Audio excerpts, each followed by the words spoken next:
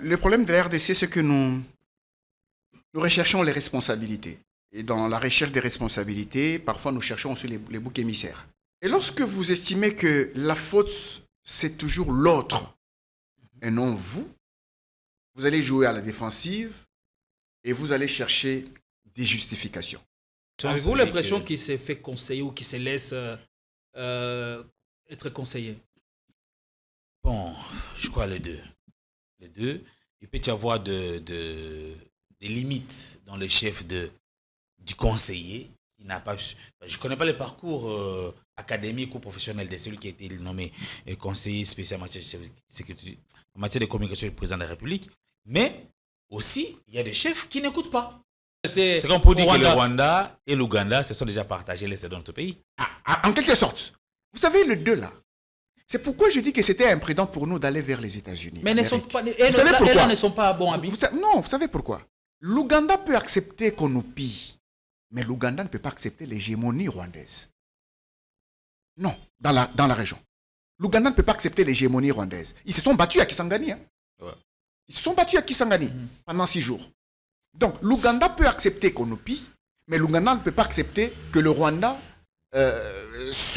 manifeste les ambitions hégémoniques dans la sous-région. C'est pourquoi ils ne peuvent pas accepter que les Rwandais prennent tout.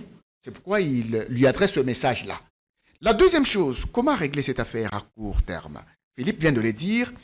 Par rapport au Rwanda, il faut beaucoup plus faire du bruit sur le plan diplomatique. Et la diplomatie, pour moi, c'est déranger les États-Unis d'Amérique. Et l'ONU, les deux. L'ONU, les États-Unis d'Amérique. Comme le fait les chefs américains, nous avons signé les accords ici. Donald Trump, tu nous as donné ta parole, mais regarde ce que le Rwanda fait. On fait du bruit là-bas. Mais en interne, il y a 2 volets. Le volet de l'armée, de l'opposition armée et de l'opposition non armée. Vous savez, Joseph Kabila est allé quand même à Goma. Rapidement. On peut l'accuser à tort ou à raison. Il est allé quand même à Goma. Il a parlé avec les Corneille Nangaa, il a parlé avec les autres. On l'a condamné à mort. Pour moi, cette condamnation à mort nous a desservi. Je ne vois pas les résultats de sa condamnation à mort. Qu'aujourd'hui, Tshisekedi prenne le courage de le voir, de le rencontrer à 2. Pas le dialogue. Je ne parle pas du dialogue encore. Je parle à 2. Ils se parlent. Ils ont des choses à se dire. Oui, nous sommes les donneurs de la face parce que c'est nous qui perdons. C'est notre territoire qui se trouve occupé. Ce sont des Congolais qui se déplacent. Ce sont des Congolais qui sont assassinés, ainsi de suite. Donc, il faille franchement que le président de la République mette le bouchée double pour que sur le plan diplomatique, il puisse aller plus loin, mais qu'il n'oublie pas les fonds internes.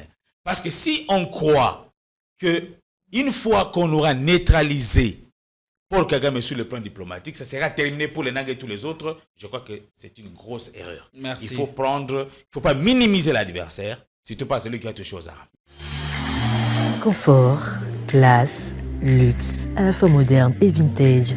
Un mix de sensations qui vous offre des expériences personnalisées, uniques et inoubliables.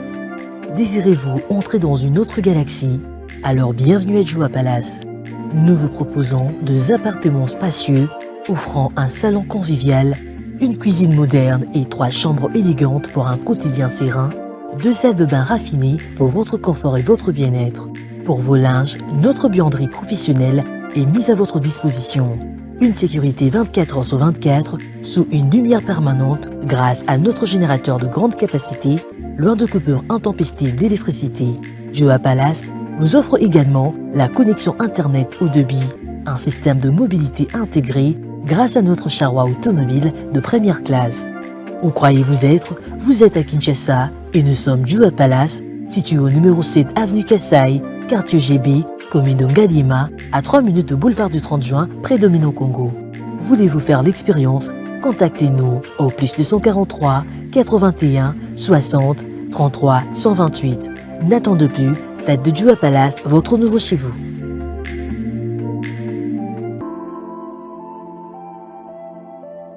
Le parc de la vallée de l'Antélé vous invite à venir partager des moments inoubliables en famille ou entre amis dans un cadre naturel de verdure unique à Kinshasa. Notre safari vous permettra de vous sentir en vacances et de découvrir nos lions, crocodiles, antilopes, buffles, éléphants, hippopotames et bien d'autres animaux dans le milieu sauvage et naturel. Nos cuisiniers seront heureux de vous servir une variété de plats savoureux dans notre restaurant au bord de la rivière Ntsélé. Le parc de la vallée de l'Antsélé possède une panoplie d'activités sportives et ludiques au Cap Aventure et Loisirs pour votre détente. Kayak, pédalo, tyrolienne, cyclotourisme, piscine et vol du faucon, la plus longue zipline d'Afrique. Le parc de la vallée de l'Antsélé met également à votre disposition de logements de haut standing avec un confort 5 étoiles. Le parc de la vallée de l'Antsélé est ouvert du mercredi au dimanche de 7h30 à 17h. Pour tout renseignement, contactez-nous au plus 243 89 60 32 713 ou encore au 243 81 231 68 82.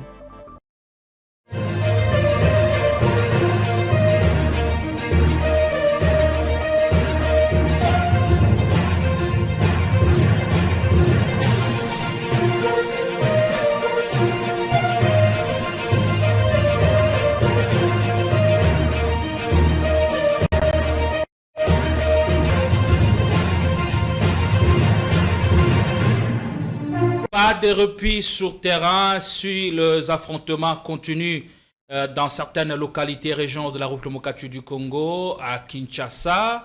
L'on continue à tergiverser en cherchant toujours la stratégie qu'il faut pour mettre à mal les forces rebelles qui occupent les richesses du pays à foison dont dispose la République démocratique du Congo, surtout dans des zones qui passent sous contrôle de l'Alliance Fleuve Congo, barre M23. Et pendant ces temps à Kinshasa, les actions de terrain sont aussi engagées par l'opposition qui veut appeler le pouvoir à faire les choses dans l'ordre de manière à sauver le meuble. Oui. On va réfléchir sur ces plateaux à haute et intelligible voix avec le grand plume ou le grand signature de la presse de Kinshasa qui sont avec moi sur ce plateau. Vous allez les découvrir en une fraction de seconde.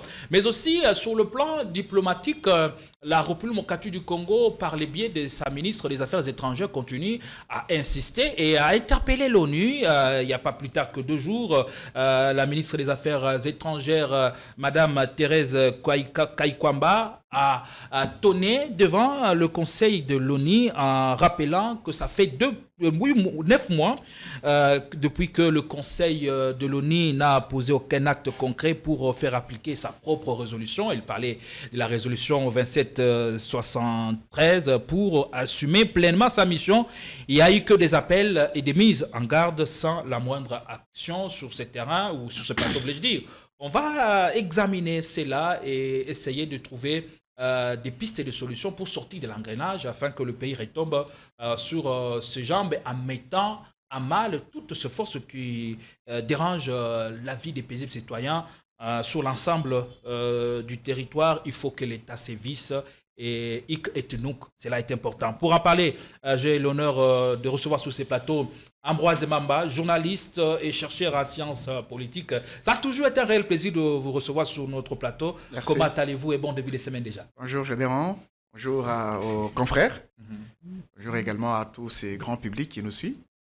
Le plaisir est partagé de pouvoir analyser la situation politique de notre pays.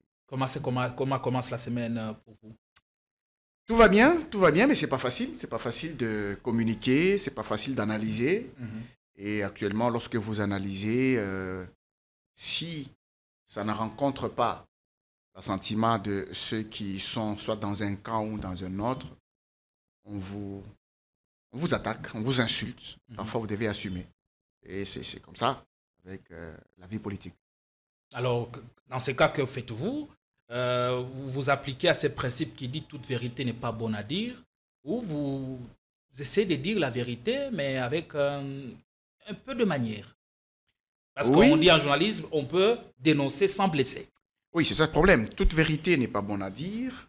La vérité qui n'est pas bonne à dire, c'est laquelle?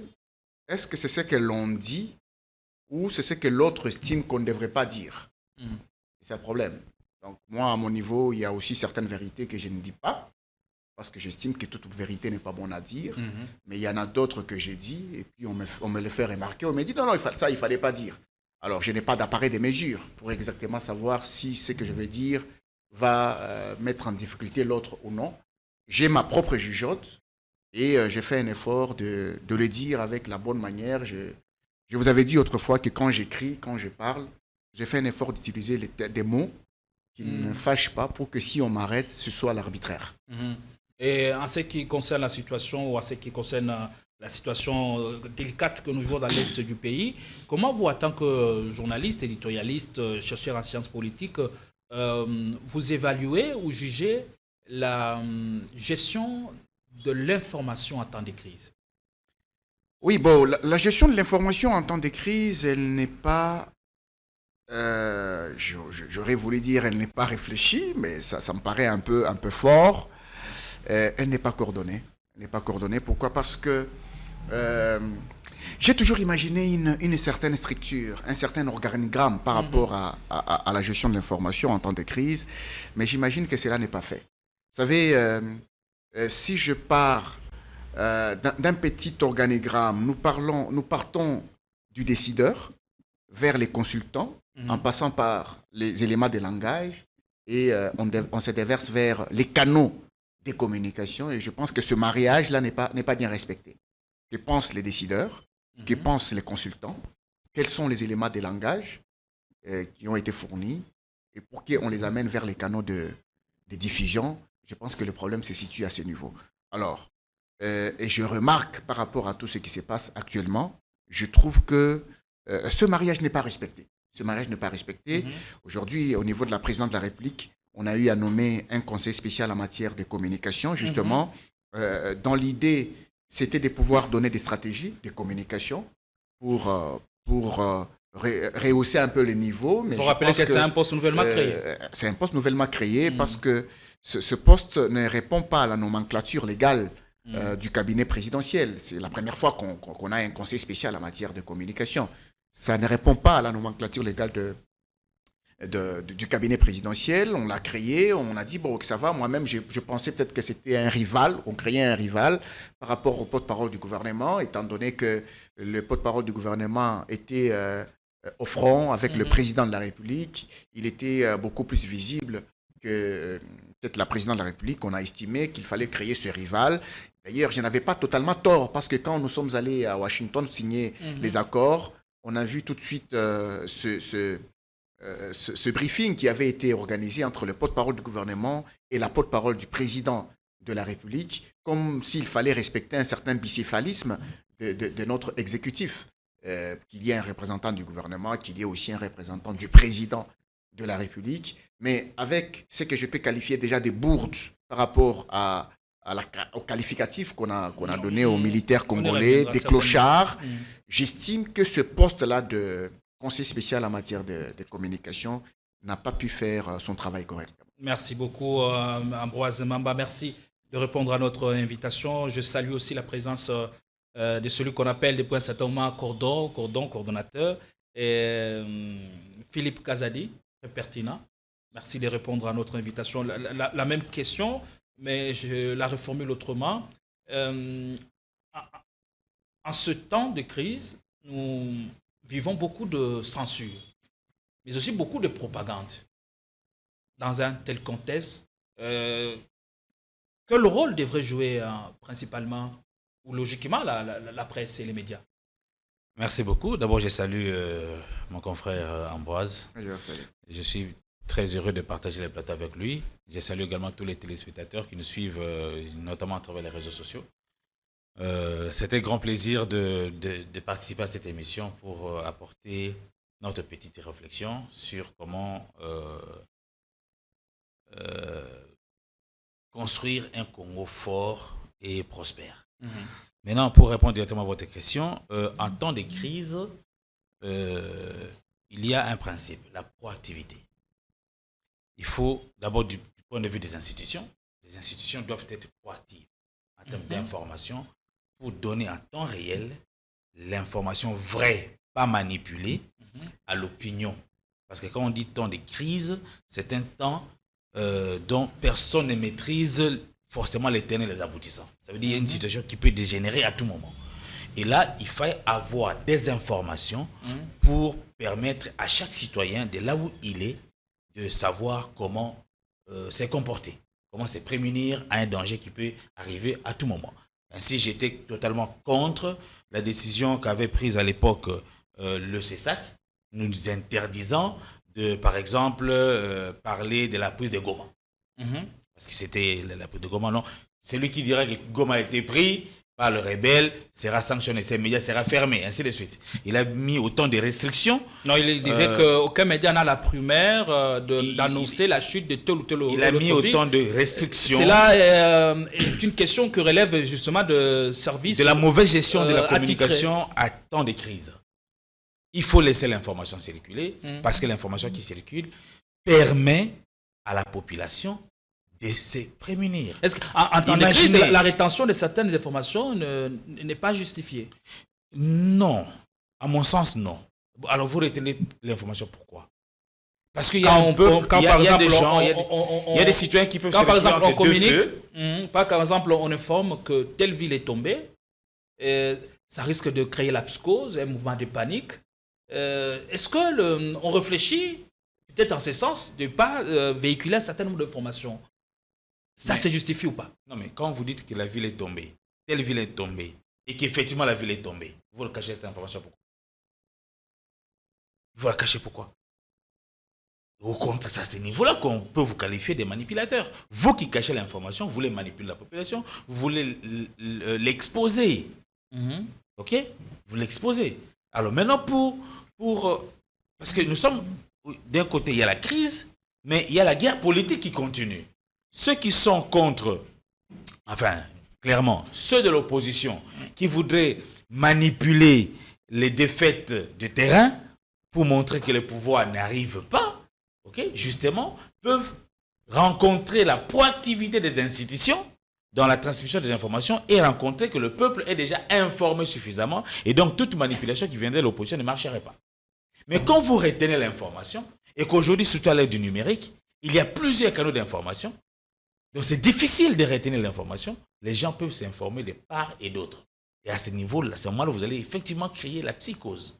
Parce que lorsque l'information ne vient pas, la vraie, ne vient pas de l'autorité habilitée, tous les autres qui communiquent supposent, supputent.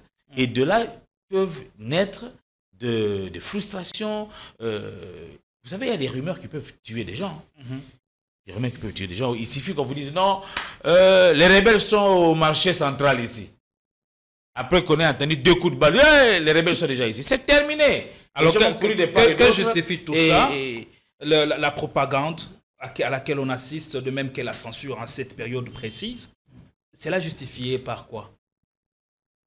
D'un côté, par le besoin de conserver le pouvoir, parce qu'il y a toujours un enjeu de pouvoir qui est en permanence là-bas, le besoin de conserver le pouvoir, l'envie de conserver le pouvoir, et de l'autre côté, l'envie de conquérir le pouvoir par l'information.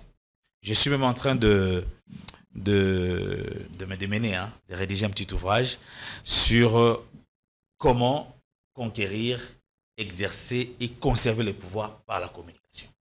Allez, ça c'est important. Je crois que ça va inspirer beaucoup. Je crois que d'ici le mois de mai, ou plus tard, intéressant. Ça sera par la communication. Par la communication. Intéressant.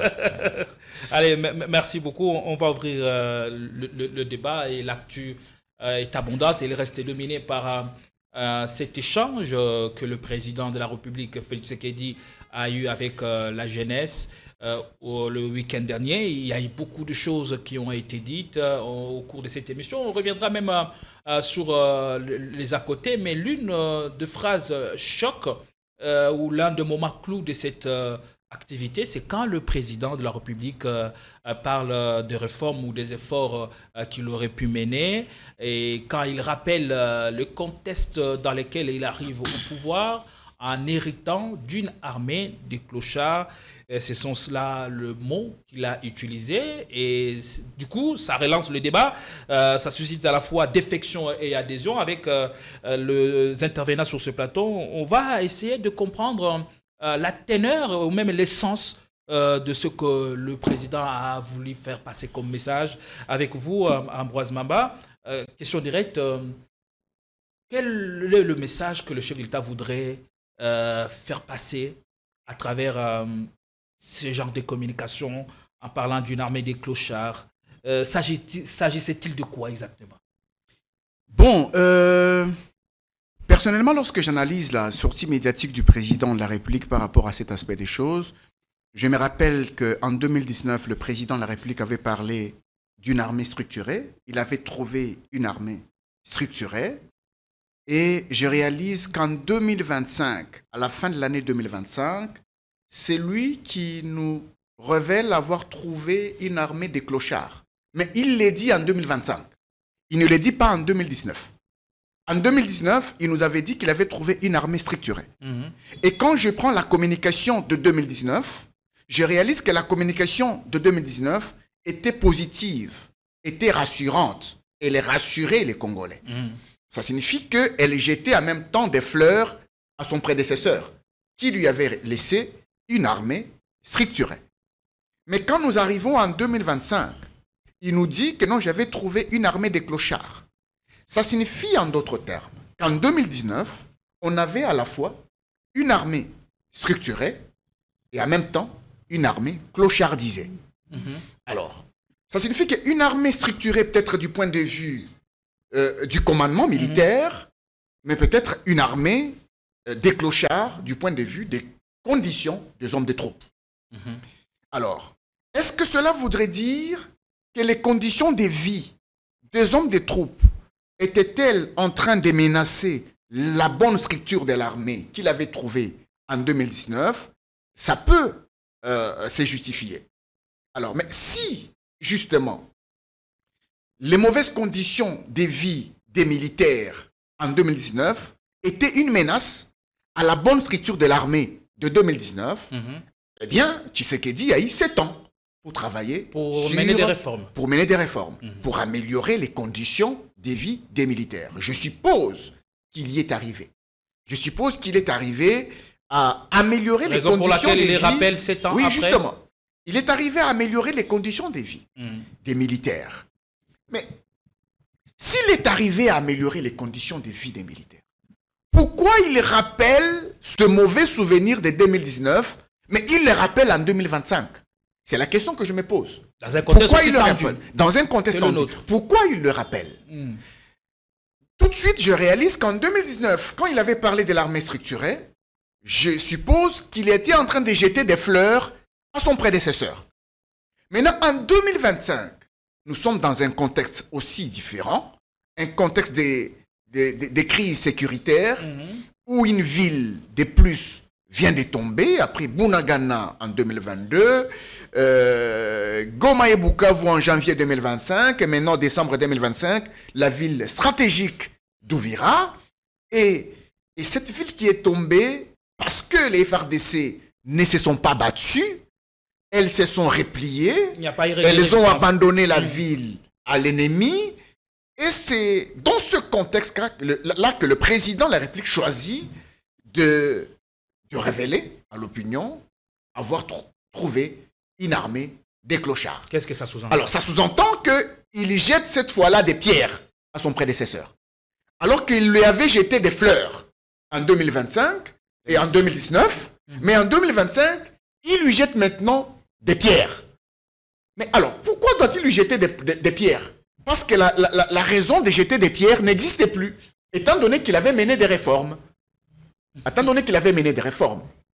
Si vous menez des réformes par rapport aux conditions de vie des militaires que vous avez améliorées, ça signifie que la bonne structure de 2019 a été renforcée par les bonnes conditions de vie des militaires que vous avez améliorées.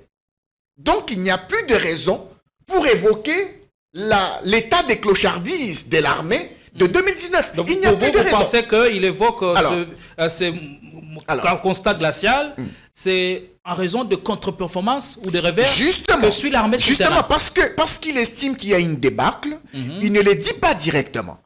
Parce qu'on estime qu'il y a une débâcle par rapport à la ville d'Ouvira, il est en colère peut-être, il s'est dit, mais regardez, j'avais trouvé une armée des clochards. Mais justement, il n'a pas raison de l'évoquer maintenant parce que l'état des clochardises de notre armée n'existait plus en 2025.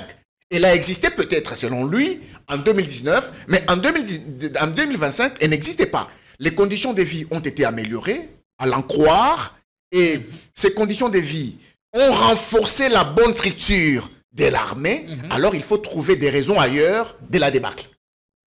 Il faut trouver les raisons ailleurs de la débâcle. Mais en même temps, je réalise que cette communication, elle me paraît un peu compliquée. Pourquoi? Parce que elle me paraît un peu démobilisatrice. Un peu démobilisatrice par rapport aux hommes des troupes. Ça donne un coup au moral des militaires. Parce qu'il faut se dire des vérités. Actuellement, ce mot est utilisé par les adversaires, par l'armée ennemie, qui utilise ce mot pour démoraliser de plus en plus les militaires. Et vous êtes des clochards. On commence à citer le nom des généraux, les noms des officiers. Vous craignez parce que ça pourrait avoir un effet justement, sur le militaire, oui, sur le plan psychologique. Sur le plan psychologique, ça pourrait avoir un effet. Parce qu'il n'y avait aucune raison de l'évoquer en ce moment. Maintenant, nous avons besoin des assurances. Maintenant, nous avons besoin de la cohésion. Maintenant, nous avons besoin de l'encouragement. Encourager nos FARDC à aller de l'avant. Ça ne devrait pas venir du commandant suprême des FARDC. Ça ne devrait pas venir des commandants suprêmes des FARDC. C'est pourquoi je rentre au niveau de la communication. Je vais libérer la parole. On va prendre un point. Oui, justement. C'est pourquoi je rentre au niveau de la communication pour dire que... On va réserver tout un chapitre pour ça. Parce que moi, je voudrais dire quelques mots par rapport à cette communication, justement, de cet état des clochards, des hommes des troupes. En fait, le président, en sortant pour aller à ce rendez-vous avec des jeunes, devrait être géré par les conseils spéciaux en matière de communication. Parce que c'est pour cela qu'il a été nommé. Je venais de dire tout à l'heure que c'est un poste qui n'existait pas dans la nomenclature légale du cabinet présidentiel. Il devrait donner des éléments de langage au président de la République. C'est vrai, ce n'est pas un discours. C'est un échange avec les jeunes. On lui donne des éléments de langage. Monsieur le Président, vu la situation actuelle, en ce qui concerne les FARDC, voici vos éléments de langage. En ce qui concerne les opposants, voici vos éléments de langage. En ce qui concerne le Rwanda, voici vos éléments de langage.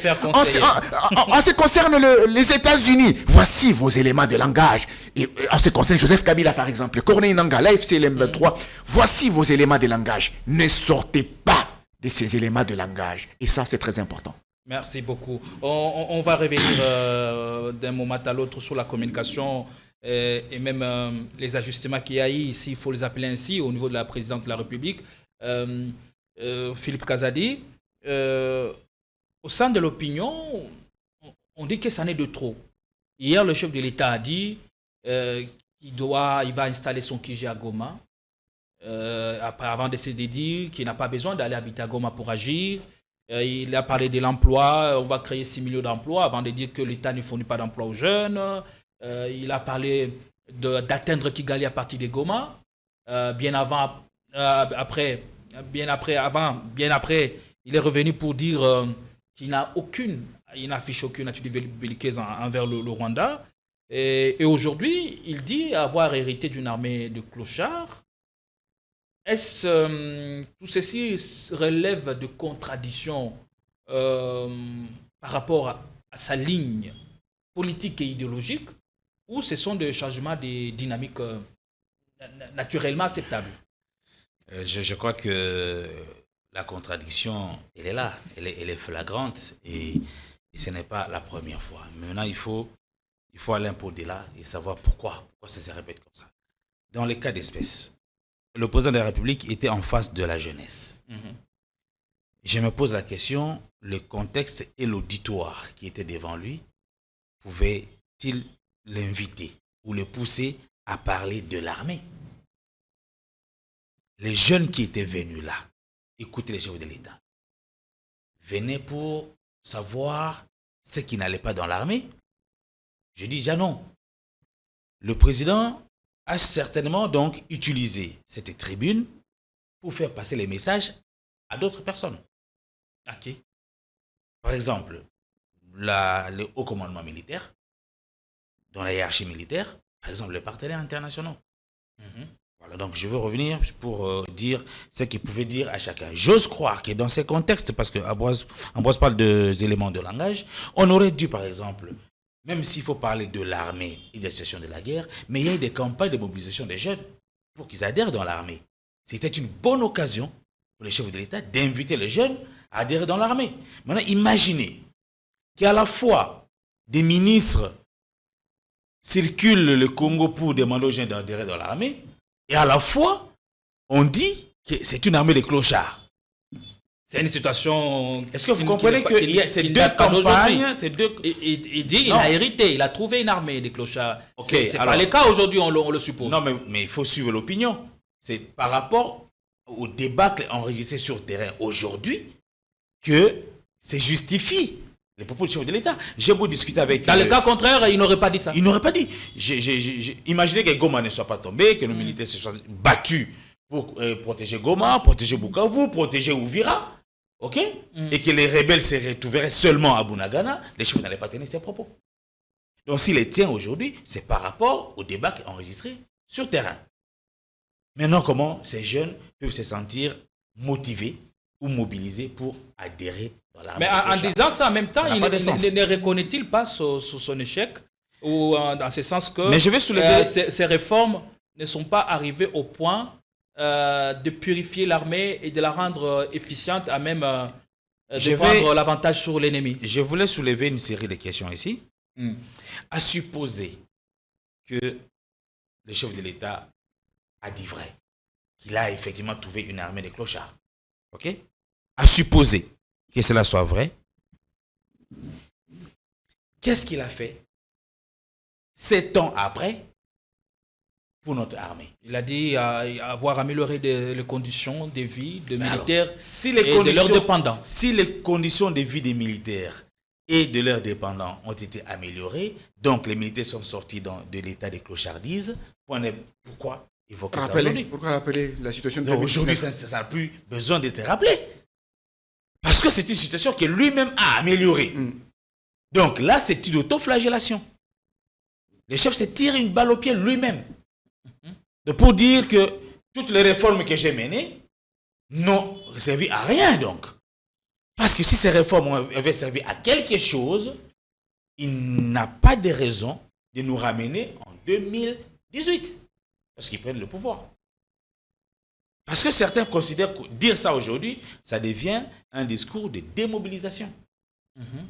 J'ai même suivi ce matin sur les réseaux une chanson où un musicien en train de présenter tous nos généraux, on les appelle des clochards.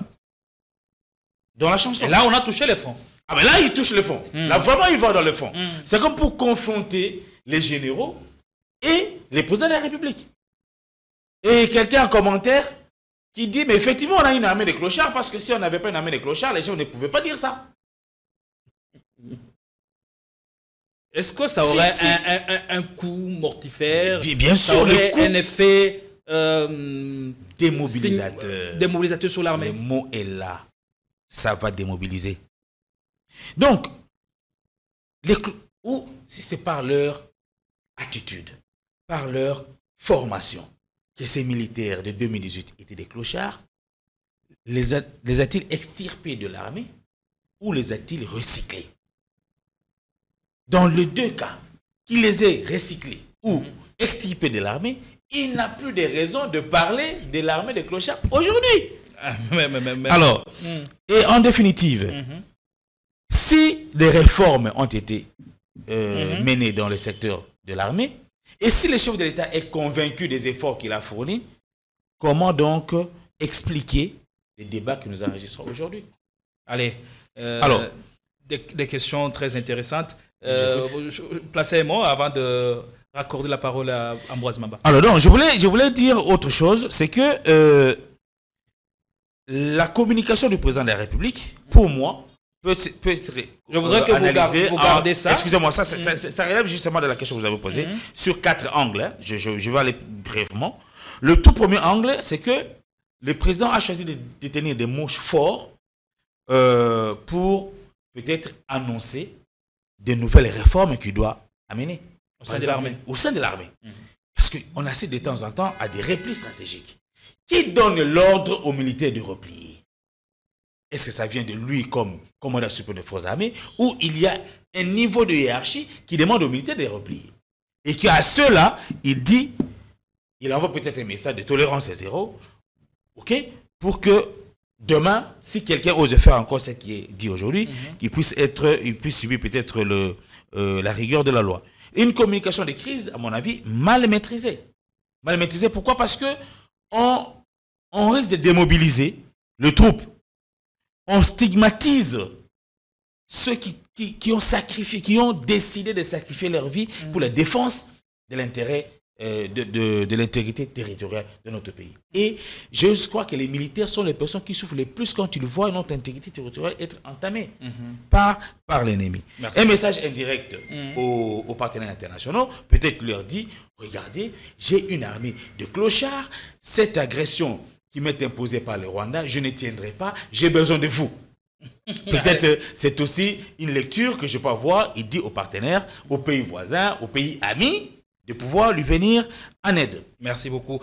Ambroise Mamba, sur ces entrefaites, le président reconnaît tout de même que cette armée qu'il qualifie de clochard a réussi à réaliser de hauts faits ce qu'il appelle miracle.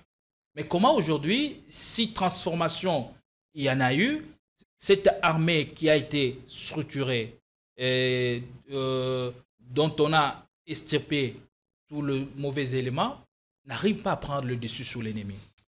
Bon, c'est ça le problème. Le problème de la RDC, c'est que nous recherchons les responsabilités. Et dans la recherche des responsabilités, parfois nous cherchons aussi les boucs émissaires. Dans le cadre de la préservation des acquis comme voulu par les présidents de la République, 2024 pour l'inspection générale de finances sera une année de renforcement de la lutte contre la corruption et les antivaleurs dans la gestion publique. Pour ce faire, ce service de contrôle supérieur a lancé 222 points de contrôle dans l'ensemble du territoire national. Cette énième vague de la patrouille financière s'annonce énorme. Les entités à surveiller sont la DGI, la DGRAD, la DGDA, avec les provinces de Kinshasa, de la Tchopo, du Nord Kivu, du Congo central, du Haut-Katanga et du Lualaba. Aussi dans le lot du contrôle, 12 ministères sont concernés, 44 établissements et entreprises publiques, 7 provinces et 12 entités territoriales décentralisées et enfin la chaîne de la dépense publique.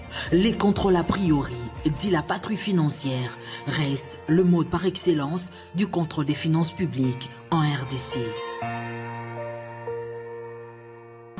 Totikala Setseko Ndenali Puta na wax de Maman Moseka Metoko Maka légende na 3.5 4.5 to 5.5 $, signature Yalibela et Tikali inoubliable avec le wax de Maman Moseka. Et lorsque vous estimez que la faute c'est toujours l'autre et non vous, vous allez jouer à la défensive et vous allez chercher des justifications. C'est comme ça que Philippe, tout à l'heure, parlait de l'auditoire de jeunes, où, devant lequel le président de la République se trouvait. Il s'est même posé la question de savoir quel est l'enjeu de cet auditoire qui devait pousser le président à parler des conditions de l'armée. Le cadre ne lui permettait pas. Alors, moi, je trouve qu'il semble que le président de la République est à la recherche des tribunes. Des tribunes pour se justifier de ce qui s'est passé à Uvira. Il a trouvé une armée structurée. On a arrêté des généraux qui se retrouvent aujourd'hui en prison. On a parlé de l'infiltration, de la traîtrise. Et maintenant qu'il y a eu ce retrait ou bien ce repli stratégique au niveau d'Uvira qui a permis à l'AFC M23 de prendre la ville, eh bien, il serait en colère. Il serait en colère à la recherche des tribunes pour trouver des justificatifs. Qu'est-ce que ça l'aide? Et ces justificatifs, justement, c'est pour peut-être dire non, c'est pas ma faute, c'est la faute de l'autre. Ça l'aide ou ça Et je vous rappelle que j'ai trouvé une armée des clochards. C'est peut-être pour ça que nous avons perdu sur terrain par rapport à telle étape du théâtre des opérations. C'est une manière de chercher. Écoutez, vous savez, il n'y a pas de paix pour un pays faible. Non, il n'y a pas de paix pour un pays faible. Il y a un principe dans les relations internationales qui est clair. Les relations entre les États sont soit pacifiques, soit belliqueuses. Lorsqu'elles sont belliqueuses, les nations les plus faibles s'inclinent devant les nations les plus puissantes.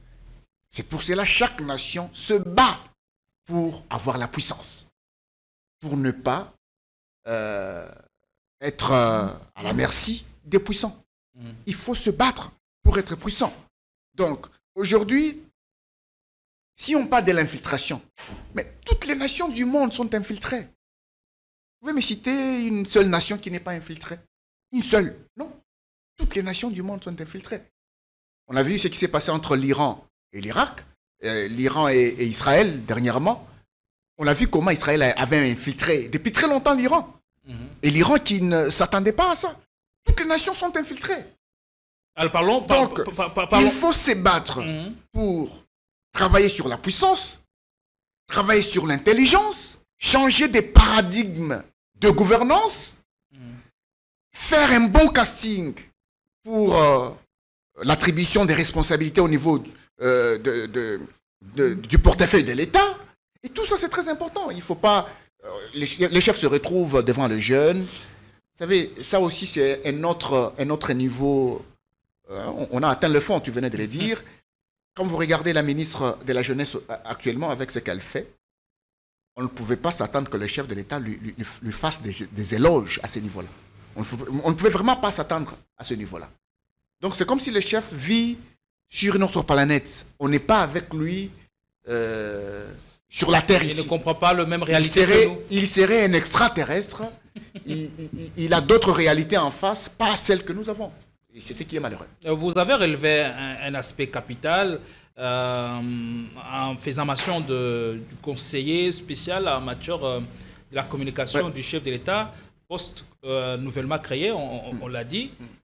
Cela étant, je m'avais posé la question de savoir qui conseille le chef de l'État pour ce genre de sorties médiatiques. Ah, ça c'est une question très importante. Qui conseille le chef de l'État pour ce genre de sorties médiatiques?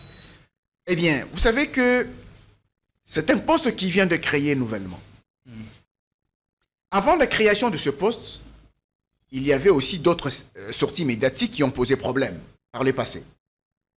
Il y a eu des discours qui ont été prononcés. Et aujourd'hui, quand vous lisez l'ordonnance présidentielle portant nomination du conseil spécial du chef de l'État en matière de communication, il y a une motivation, la stratégie de communication.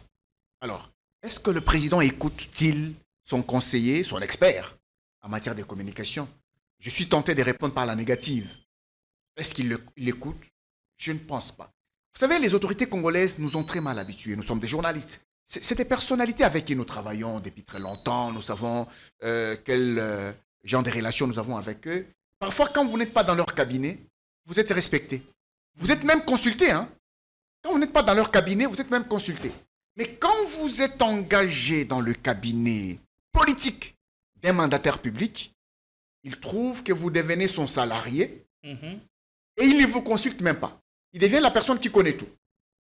Au lieu qu'il y ait des briefings pour justement analyser la question, définir les éléments de langage, pour savoir comment communiquer, quel est le narratif qu'il faut prendre. Je pense que beaucoup d'autorités ne le font pas, malheureusement. On a aujourd'hui il y a très peu qui acceptent de se soumettre à cet exercice. On a aujourd'hui les conseils spéciaux en matière de sécurité. Est-ce que le président les consulte-t-il? Je pourrais dire non. Parce que s'il l'avait consulté, je ne pense pas qu'il aurait accepté que le chef de l'État tienne ce genre de propos. Je ne pense pas qu'il aurait accepté. Parce que quand vous vous retrouvez avec une autorité le matin, chaque matin, vous faites le point, il y a un narratif. Il y a un narratif. Peut-être qu'on aura peut-être le temps de parler de la guerre. Vous savez qu'il y avait un narratif dans ce pays, on parlait de l'agression rwandaise. Le narratif congolais a été vaincu. Mais cela a évolué. Ça a évolué, a été vaincu par le narratif rwandais. Et on parle beaucoup plus d'une crise internalisée. Et c'est un problème de narratif. Et la même chose avec les autorités, la même chose avec le président. Il doit y avoir un narratif qu'on doit je ne voudrais pas utiliser les mots imposés. Oui, on peut même utiliser les mots imposés. On doit lui donner ce narratif. On doit lui fixer les éléments de langage. Monsieur le Président, s'il vous plaît, ne sortez pas de ces éléments de langage. Ne sortez pas de cette ligne. N'allez pas au-delà. Pourquoi? Parce que lorsque les éléments de langage sont réfléchis au départ, on évite ce genre de situation. Le président de la République ne se serait pas retrouvé devant les jeunes pour leur dire qu'il a trouvé une armée de clochards dans un contexte aussi difficile de la crise sécuritaire dont les rapports de force sont actuellement en sa défaveur. Il n'aurait pas pu tenir ce genre de discours parce qu'il n'a pas pu écouter le conseiller spécial peut-être en matière de sécurité, ou bien c'est lui le problème. Soit on l'a écouté et il a laissé faire. Un jour, vous savez, quand on a suivi la cérémonie des signatures de 4 accords, le 4 décembre dernier à Washington, on a vu le président de la République qui, lorsqu'il fallait brandir les documents, les deux autres ont brandi un document ouvert, lui a brandi un document fermé. Il l'a ouvert vers la fin, alors que les autres étaient en train de refermer. Alors, la deuxième chose, c'est qu'il avait arboré un air fâcheux. Un air fâcheux qu'il avait arboré. Et la troisième chose, il n'y avait pas de poignées de main avec son homologue. Mais pourquoi cette attitude alors qu'en coulisses, ils se sont dit des choses selon Donald Trump? Oui, quand vous regardez ces genres d'attitude, c'est une manière de communiquer. Ça communique. Je peux entrer dans cette salle, j'ai souri, je vous communique quelque chose. Ou j'entre, j'ai un air fâcheux. C'est aussi un autre message que je vous communique. Ça signifie qu'à ce moment-là, j'étais en train de me poser la question, est-ce que c'est l'actuel conseiller spécial du chef de l'État en matière de communication qui lui avait dit, Monsieur le Président, vous devez arborer un air fâcheux quand vous serez dedans. Et il y a eu un contraste entre l'attitude du chef le jour de la signature des accords et le climat qui avait précédé la signature des accords et le climat qui a succédé à la signature d'accords, parce que le climat qui avait précédé, le chef de l'État se retrouvait à Belgrade, où il annonçait aller à Washington. C'était pratiquement un moment de fête. Il y a eu cette délégation congolaise qui était quand même costaud. Il y avait également toute cette équipe qui était composée au niveau du gouvernement. Nous étions en train d'aller fêter. Mais à la cérémonie, le chef nous a présenté une autre attitude contraire à la fête. Et quand il rentre au pays, il nous redonne encore la fête. C'était cet accueil triomphal réservé par l'Union sacrée de la Nation, avec ses discours aussi de 2h32 minutes. Et quand je vois même les discours de 2h32 minutes devant les deux chambres du Parlement réunies en congrès, je me dis, qui l'a conseillé? Ça fait partie de la communication, c'est vrai. Les éléments viennent des ministères sectoriels, mais la communication, c'est les conseils spéciaux en matière de sécurité. Ils l'écoutent ou non? Je suis en train de répondre par la négative. Avec les encouragements que Grace Coutinho a reçus, ne soyez pas surpris que lors du prochain remaniement, qu'elle soit reconduite. C'est possible. Alors, qui conseille les chefs de l'État? Vous allez terminer par là avant de changer de chapitre. Qui conseille les chefs de l'État? Moi, c'est de communication. Il a nommé un tout nouveau conseiller spécial en matière de communication. Avez-vous l'impression qu'il s'est fait conseiller ou qu'il se laisse être conseillé? Bon, je crois les deux. Les deux. Il peut y avoir des limites dans le chef du conseiller. Je ne connais pas le parcours académique ou professionnel de celui qui a été nommé conseiller spécial en matière de communication du président de la République. Mais aussi, il y a des chefs qui n'écoutent pas. En tout cas, la chose la plus simple, quand on vient devant un auditoire, on l'identifie. Je parle aux jeunes. Quels sont les problèmes des jeunes? Qu'est-ce que les jeunes voudraient attendre de moi, président de la République? Le public cible. Deux petites questions essentielles. Dès que vous répondez à ces deux questions, vous avez le contenu de votre message. Dans ce qu'ils attendent, vous savez maintenant ce que vous pouvez leur dire qui soit concret ou traduit en acte, et ce que vous ne pouvez pas dire parce que ça relève justement de chimères. Donc le président de la République a soit tenu un discours ciblé vis-à-vis des jeunes, mais un élément qui n'était pas prévu dans son propos est venu tout engloutir. tout ce qui a été prévu, tout ce qu'il a dit maintenant, l'intention de la jeunesse. Parce que moi, je crois qu'aujourd'hui, notre jeunesse a besoin de l'emploi. Et en ce qui concerne l'emploi, il faut aussi du côté entrepreneuriat. Et du côté entrepreneuriat, il faut l'accompagnement de l'État. Qu'est-ce que l'État fait pour que les jeunes qui veulent entreprendre soient accompagnés et à quelle hauteur? Et pour ceux qui doivent être engagés, aujourd'hui, il y a des systèmes de sous-traitance qui fait souffrir les jeunes, qui trouvent du travail. Il y a un contrat de $500 chez chez qui il travaille, mais lui, il reçoit peut-être 150, 200 parce que la société de sous-traitance a tout pris. Il y a des problèmes qui sont liés à la jeunesse, les problèmes de formation, d'adapter la formation aux besoins du marché. Le chef de l'État aurait dû orienter son propos vers là. Moi, je considère que à ce niveau, est-ce qu'il a été conseillé de dire ça ou de ne pas dire ça? Mais vous pensez qu'il a raté sa communication, sa sortie médiatique? Oui, parce que déjà, ce qui me paraît essentiel à dire à la jeunesse n'a pas été dit, ou ça a été dit, mais englouti par un propos qui ne cadre pas avec les circonstances. Bon, je dois aussi signaler ici que en communication, l'efficacité de la communication est à 93% non verbal. Comme c'est qu'a rappelé Ambroise tout à l'heure.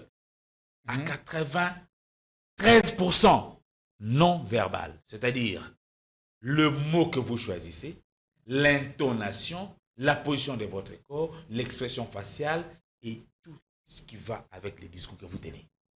Ça influence à 93% ou 93% que le verbal. Vous paraissez plus sérieux sans parler qu'en parlant. Votre présentation dit tout sur dit à 83%, à 93% sur ce que vous êtes, avant même que vous ne preniez la parole. C'est pourquoi on dit que l'impression donnée dans la première rencontre reste les plus longtemps gravée dans l'esprit de votre interlocuteur. La première fois que je vous ai vu, Gédéon, je me suis fait une idée de vous, sans que vous me parlez. Je me suis fait une idée de vous, et cette idée va rester longtemps dans ma tête, et maintenant elle peut être soit renforcée, soit modifiée. Maintenant, il faudrait que autour du chef, je ne peux plus dire qu'il y ait, parce qu'ils sont là, mais il faut un travail d'harmonie, un travail d'organisation de la communication du président de la République pour que, à chaque fois qu'il veut prendre la parole en public, ceux de son équipe de communication apprennent à lui dire, même anticipativement, que ce que vous avez sur le sujet, voici ce que vous avez déjà dit. Donc on a besoin de revenir sur des points, pas sur quels ça, détails, voici les nouveaux éléments de langage. Revenez sur ça, mais en gardant la ligne par rapport à ce que vous avez déjà dit. Plutôt que de s'afficher comme un président qui s'est contredit à tout moment et finalement, on ne saura plus qu'est-ce qu'il dit qui est vrai.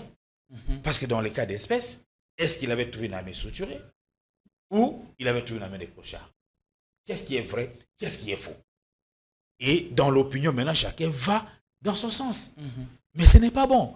Parce qu'en termes de la gestion de l'opinion publique, parce que la communication institutionnelle, au niveau, par exemple, du président de la République, sert aussi à ça, à gérer l'opinion publique. Et ces contradictions ne sont pas de nature à gérer l'opinion publique dans le sens qui lui est favorable. Plutôt dans le sens qui lui est défavorable. Donc, le chef de l'État dépend de l'argent, il paie des gens autour, il nomme les gens, il les paye pour qu'ils fassent un travail qui lui soit contre-productif. Ça n'a aucun sens. Allez, merci beaucoup. Donc, c'est plus simple d'organiser le travail et d'abord faire confiance aux gens que vous nommez, parce que je suppose qu'ils vous les nommez sur base de leur expertise, sur base de leurs compétences, et ce n'est pas parce qu'ils sont dans votre cabinet qu'ils ne valent plus rien. Écoutez-le. Il faut les écouter. Il faut discuter avec eux de temps en temps parce que la communication est très sensible. Allez. Elle est tellement sensible qu'en une phrase, vous pouvez effriter toute votre popularité. En une phrase, vous pouvez effriter votre électorat. Allez, merci beaucoup. Nous allons changer de chapitre pour parler de la situation sécuritaire en République démocratique du Congo. Il nous reste 10 minutes.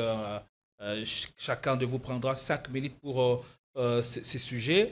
Les actions de terrain à Kinshasa sont engagées par l'opposition. Et de même que Kinshasa continue à réfléchir à la riposte.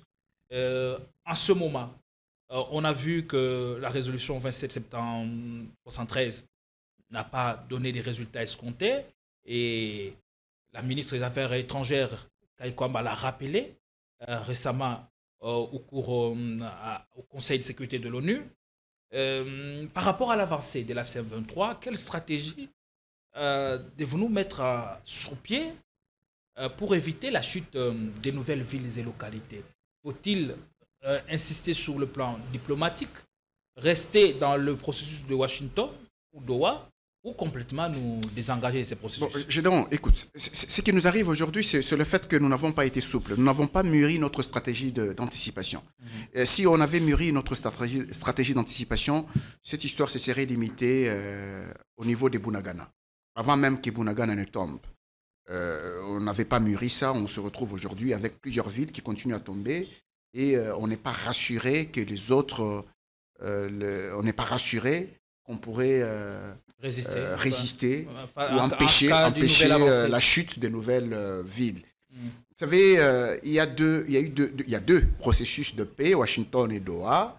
Et on pensait peut-être que les deux processus de paix auraient donné quelque chose de bon, mais malheureusement, nous avons été dupés. Dupés pourquoi? Parce que quand on a signé l'accord de paix de Washington le 27 juin 2025, on a cru que c'était un bel accord. On a cru être devant un médiateur important, les États-Unis d'Amérique.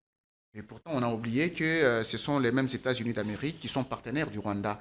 Ce sont les États-Unis d'Amérique qui ont fait du Rwanda leur partenaire privilégié dans la région de Grand Lac.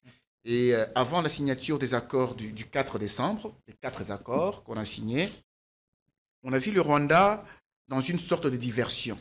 Le président Paul Kagame avait multiplié des sorties médiatiques pour s'en prendre à l'accord, que c'était un mauvais accord, ainsi de suite. Il y a des Congolais qui se réjouissaient de cela.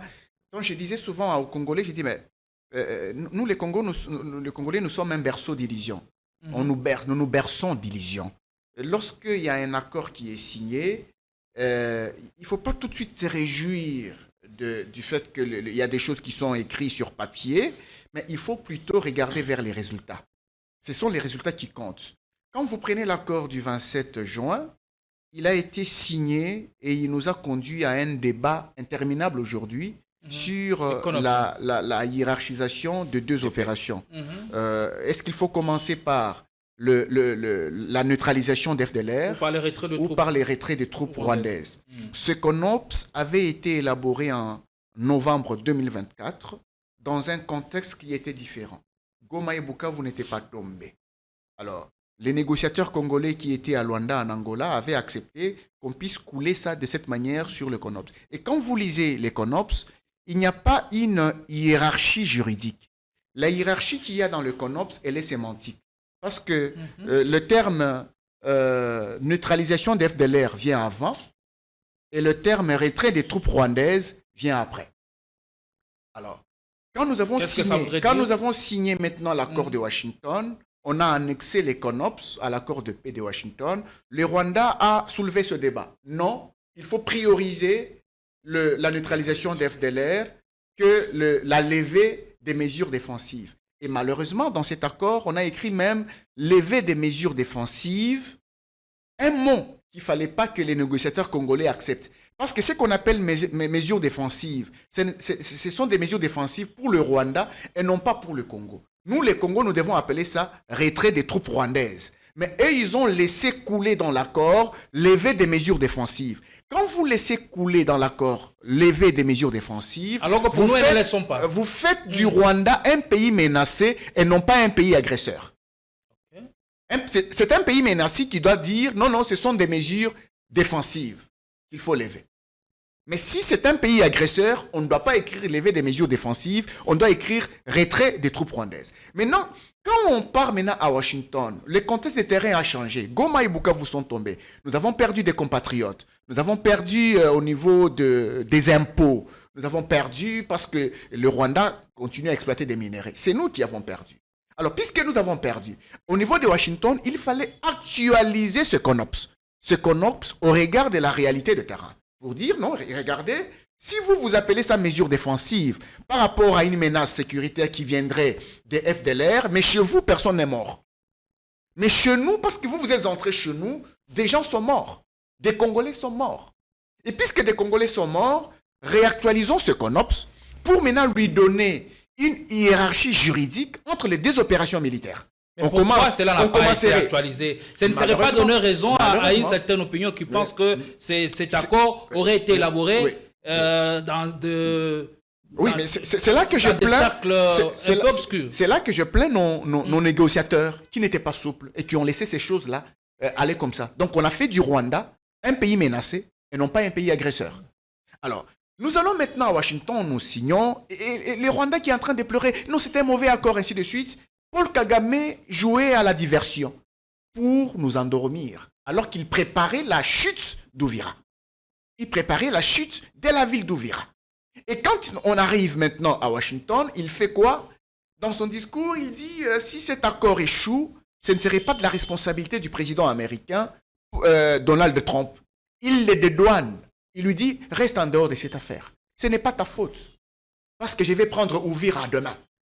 Même après avoir signé l'accord. Avait-il raison parce que le parti s'engage de bonne foi et respecter l'accord. C'est effectivement ça. Il n'y a pas des conditions restrictives, on dit comment? Contraignantes. Oui, mais le problème c'est ça, la duplicité diplomatique. La duplicité diplomatique, le fait de dire une chose le matin et de faire le contraire le soir.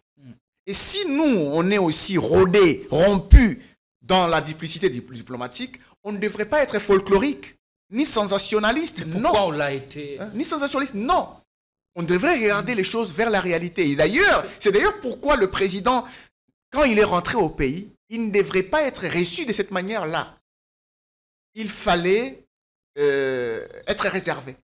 N'est pas tellement festoyé. Voir comment les choses marchent. Même l'adresse devant les deux chambres du Parlement réunies en congrès, il fallait l'éviter. Il fallait observer. Parce qu'on sait qu'il y a une duplicité diplomatique.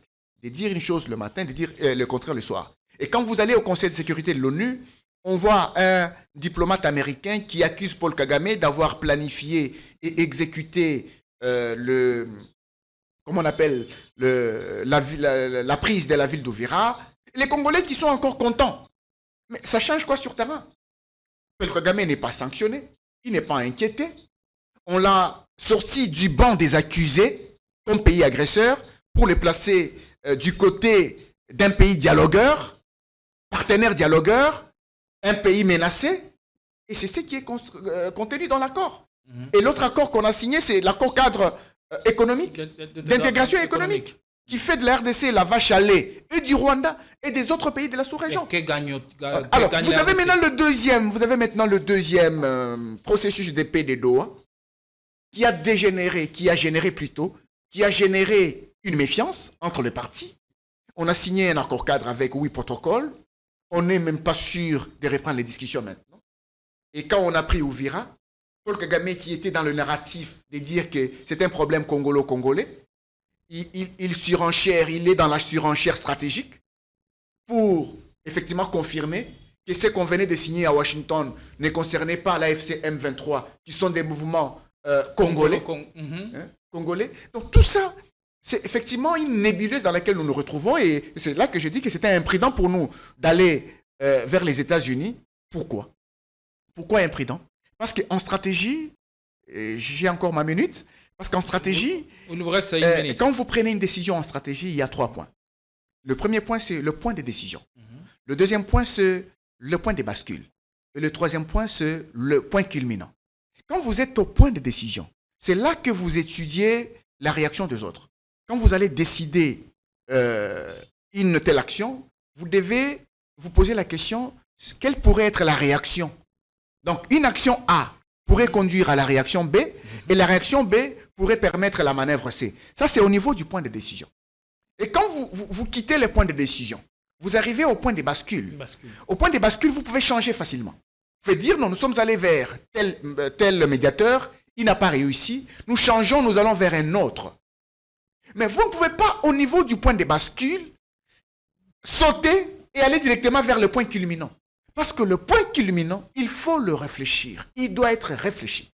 Si vous échouez au point culminant, c'est fini pour vous. Merci. Et les États-Unis, pour moi, c'est le point culminant. Si nous échouons au point culminant, c'est fini pour nous. On a vu le président prendre son vol pour l'Angola. D'après des sources bien introduites, il cherchera à relancer le processus de Luanda. Est-ce qu'à ce stade, cela est-il possible? Nous avons déjà atteint le point culminant en stratégie. Nous avons déjà atteint le point culminant. Les États-Unis, c'est une grande puissance économique, militaire dans le monde. Vous voyez les autres médiateurs dépasser les Américains. Réussir là où les Américains ont échoué. Et alors, quels sont les moyens, quels moyens disposeraient les États-Unis à l'heure actuelle pour faire respecter cet accord? C'est l'accord de paix et de prospérité entre le Rwanda et la RDC. Si les États-Unis n'ont aucun moyen ou ne s'imposeraient pas pour faire valoir cet accord, pourquoi on est allé frapper à leur porte? Bon, merci beaucoup. D'abord, je voulais dire à mon confrère Ambroise que les termes que vous trouvez dans l'accord, et même les hiérarchies, les termes dans l'accord, est le reflet du rapport de force sur le terrain. C'est le rapport de force sur le terrain qui détermine ce qui va être coulé sur papier. Pour exemple, Donald Trump a fait une proposition de sortie de crise entre l'Ukraine et la Russie. Eh bien, par rapport au rapport de force sur le terrain, il a trouvé mieux de proposer à l'Ukraine d'abandonner les territoires occupés par la Russie aujourd'hui et que la Russie étende son territoire.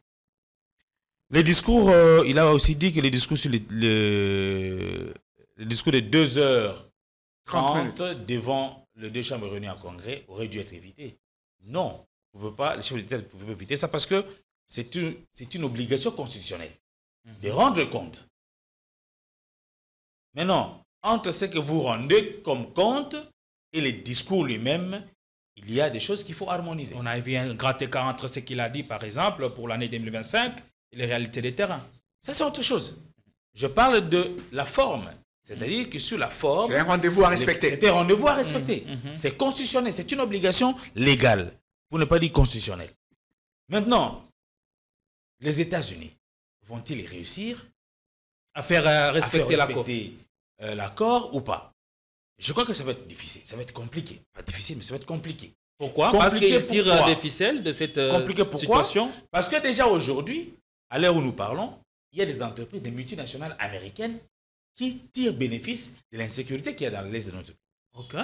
Et n'oublions pas que ailleurs, les politiciens ne sont pas comme nous, chez nous. Les politiciens ailleurs sont comme des commissionnaires. Ils trouvent des marchés aux opérateurs économiques. Trump, lorsqu'il se déplace, il va avec les opérateurs économiques. Il trouve des opportunités d'investissement. Et là, il s'est fait que nous avons des Américains, des entreprises américaines qui sont déjà au Congo en train d'œuvrer dans les contextes de l'insécurité. Et quelque part, c'est une insécurité qui leur va. Ça les arrange. Cette insécurité n'arrange pas que le Congo ou les Congolais. Sinon, tous les autres trouvent bénéfice de cette insécurité. Donc, ils n'ont même pas besoin que ça aille vite et que ça se termine. Dans l'accord lui-même, les États-Unis comme médiateurs n'ont pas reçu expressis verbis de levier des pressions. Il n'y en a pas. Les accords internationaux s'exécutent ou s'appliquent de bonne foi. Et malheureusement, on a vu depuis longtemps que Paul Kagame et son régime ne font preuve d'aucune bonne foi. D'ailleurs, ça les arrange que la situation reste comme ça. Les statu quo, sinon la détérioration de la situation sécuritaire de l'Est de notre pays, ça les arrange. Les FDLR. Est-ce que vous avez déjà entendu que les FDLR ont tué même une mouche au Rwanda? Ils représentent quelle menace aujourd'hui? Les FDLR ne représentent aucune menace au Rwanda. Et là, je rejoins Ambroise pour dire que c'était une erreur pour nous de considérer que la présence du Rwanda dans notre pays est une mesure défensive. Ça peut être tout sauf une mesure défensive. Les Rwandais nous agressent et on aurait dû, nous, Congo, imposer que le mot agression revienne.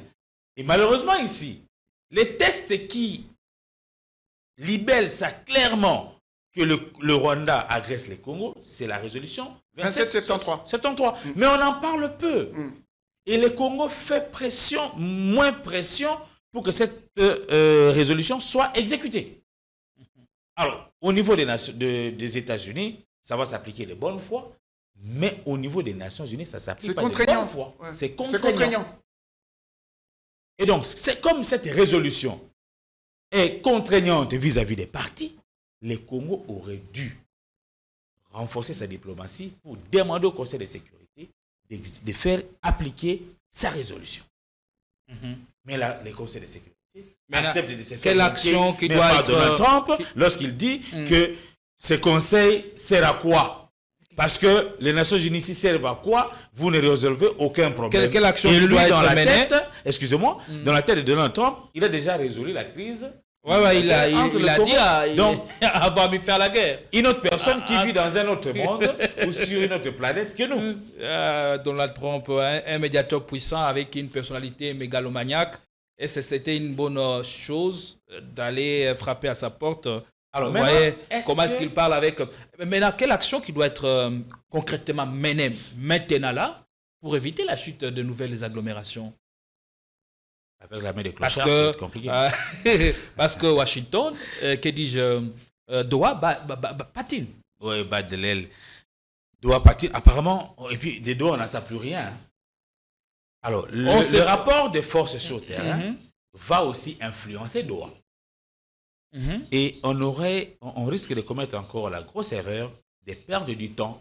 Kinshasa, qui croit que le temps est son allié, se trompe. Parce que si on avait négocié, on avait entamé une négociation à l'étape de Bunagana, avant Bunagana, on n'arriverait pas à ce niveau. Et aujourd'hui que l'ennemi a pris de l'épaisseur, il se sent renforcé, il gère des carrés miniers énormes. C'est évident qu'ils ont signé des accords de partenariat avec même des pays. Certainement, ils ont le moyen. Les Kenyans tentaient d'ouvrir un consulat à Goma. Maintenant, ils ont des moyens financiers conséquents et ils ont récupéré même nos armes au niveau des Goma, des Bukavu et récemment à Uvira. Ils ont renforcé leur effectif. On a vu Corneille Nangaa nous présenter l'effectif de... Ne faites pas l'apologie de... Non, je ne fais pas l'apologie. Je présente les faits. Ça, ce sont des faits. En tant que journaliste, je présente des faits. Nangaa nous a-t-il présenté les militaires formés, oui ou non?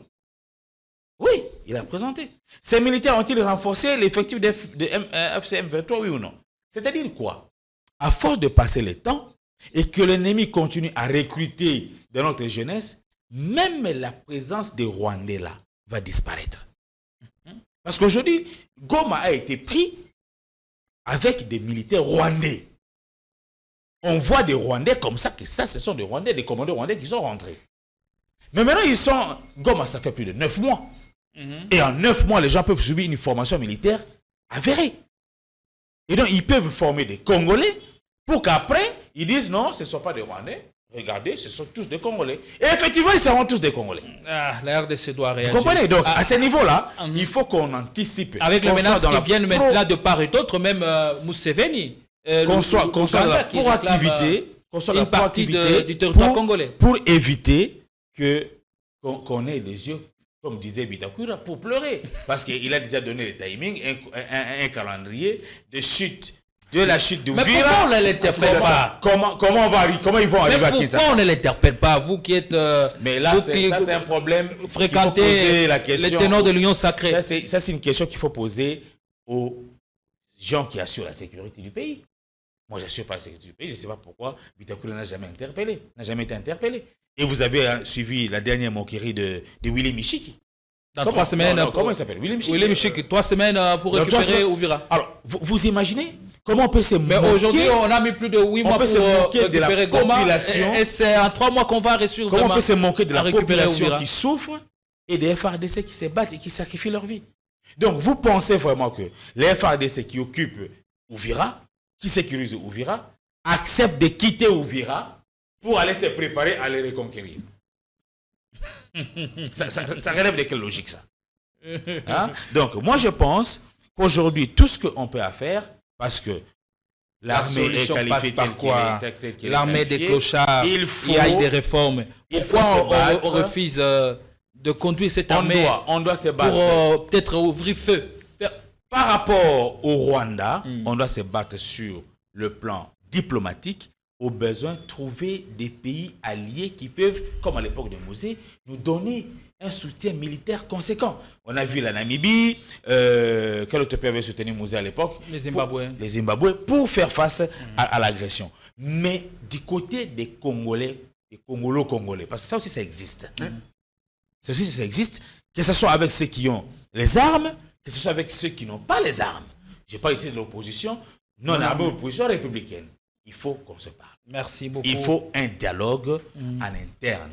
Et le temps qui passe n'est pas en faveur, en tout cas, de celui qui doit convoquer une voie sine qua non pour résolver la crise. En tout cas, aujourd'hui, j'en doute. Tous les ténors, moi aussi, je ne vois pas comment un dialogue politique à Kinshasa va résoudre la question d'insécurité à l'Est.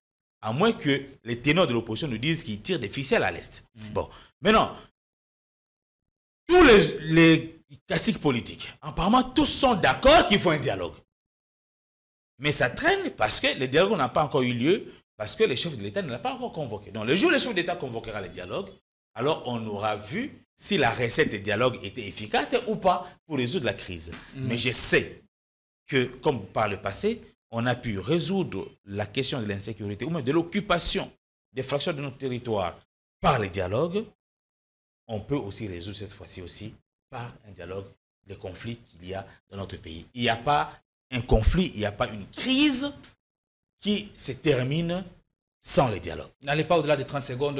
Lui était déjà dans sa dernière... Pas au-delà de 30 secondes. Non, je dois parler de Museveni quand même, c'est très important. Non, parce que... Je dois parler de Museveni. Si vous parlez, il sera obligé de... Non, c'est dans un débat. D'ailleurs, nous avons peut-être que... Quel message envoie Museveni? Nous analysons les faits. En 30 secondes, s'il vous plaît, on n'a plus assez de temps. Ok, mais je parle de Museveni, je donne aussi une solution à court terme.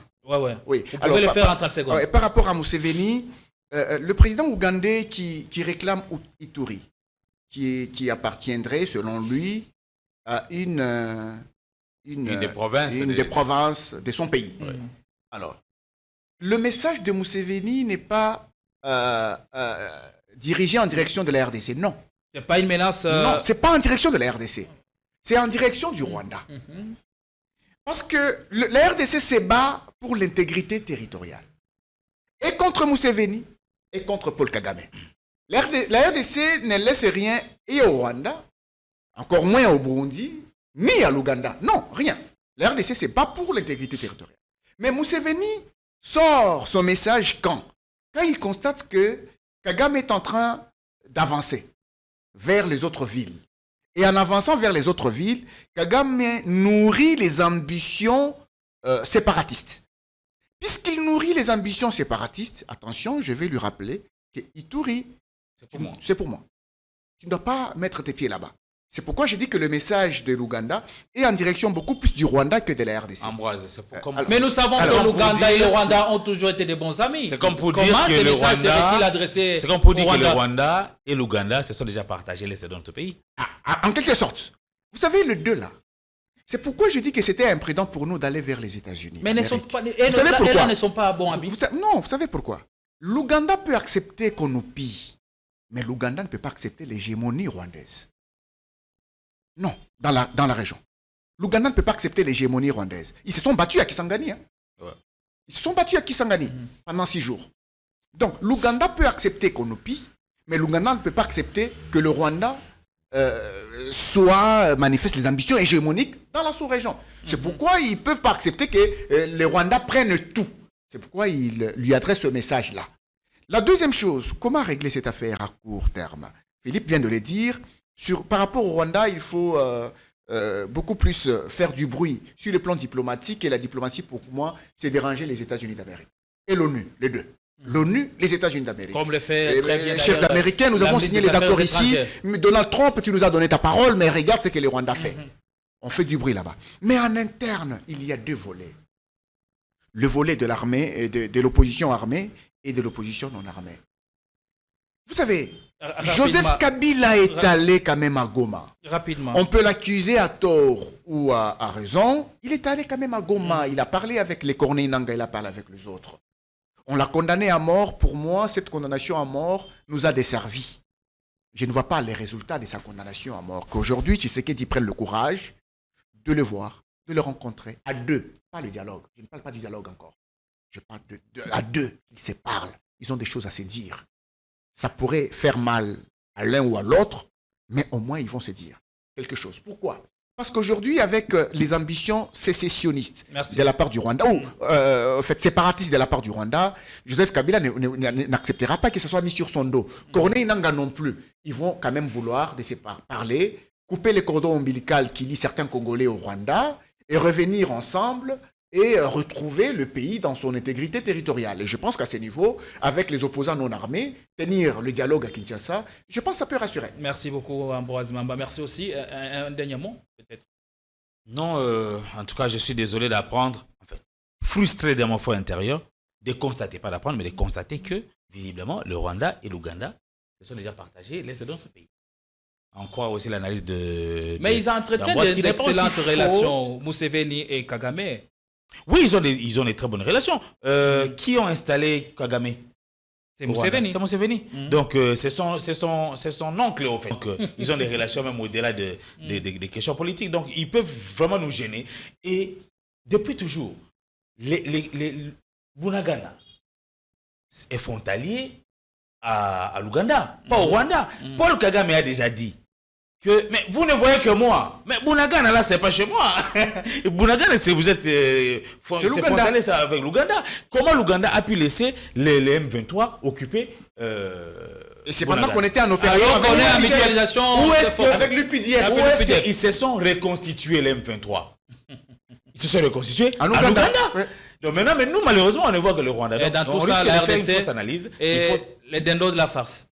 Oui, nous sommes les donneurs de la face parce que c'est nous qui perdons. C'est notre territoire qui se trouve occupé. Ce sont des Congolais qui se déplacent. Ce sont des Congolais qui sont assassinés, ainsi de suite. Donc, il faille franchement que le président de la République mette le bouchée double pour que sur le plan diplomatique, il puisse aller plus loin, mais qu'il n'oublie pas les fonds internes. Parce que si on croit qu'une fois qu'on aura neutralisé Paul Kagame sur le plan diplomatique, ça sera terminé pour les Nangaa et tous les autres. Je crois que c'est une grosse erreur. Merci. Il faut pas minimiser l'adversaire, surtout pas celui qui a touché aux armes. Merci beaucoup. Nous sommes arrivés à la fin. On a pris suffisamment de temps pour réfléchir à haute et intelligible voix. Oui, par rapport à la marche du pays, il faut corriger certaines choses, rectifier les tirs et pour que la RDC retrouve à son destin de grandeur. Ça n'est fini pour aujourd'hui. Je vous retrouve un peu plus prochainement avec la même dose de plaisir. Prenez soin de vous. Surtout, prenez soin de ce que vous mettez dans votre cerveau et dans votre corps. Voilà pourquoi Politicon vous propose mieux un tel cadre où les émissions sont produites en toute tranquillité. Avec toute la grande équipe qui m'a aidé d'arriver chez vous, nous vous disons à tout à l'heure, mesdames, à tout à l'heure, messieurs.